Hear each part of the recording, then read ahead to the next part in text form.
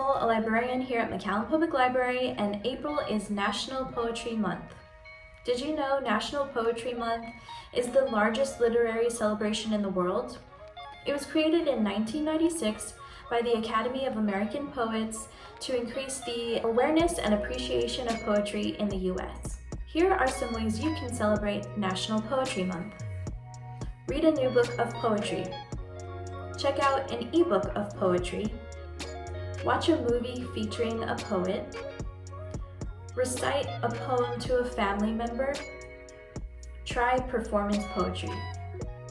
Not sure where to find books of poetry? Check out our book displays at the main library where you can find poetry for kids, teens, and adults.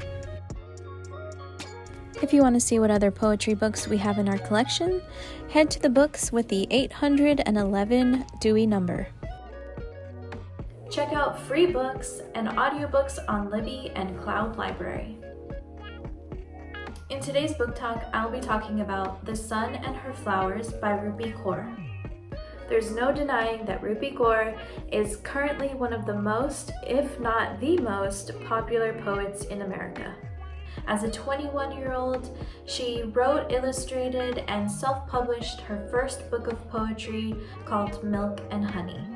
Next is the second book, The Sun and Her Flowers, and her third collection is called Homebody.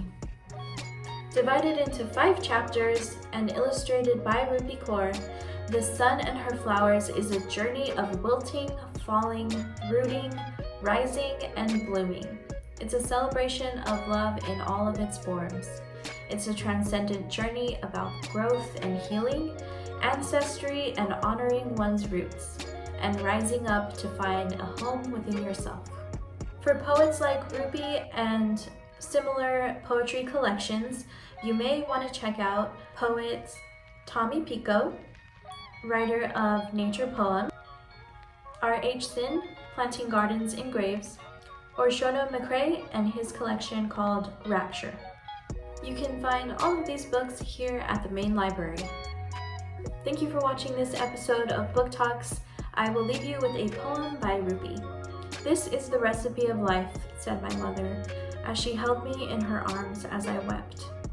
"Think of those flowers you plant in the garden each year. They will teach you that people too must wilt, fall, root, rise, in order to bloom."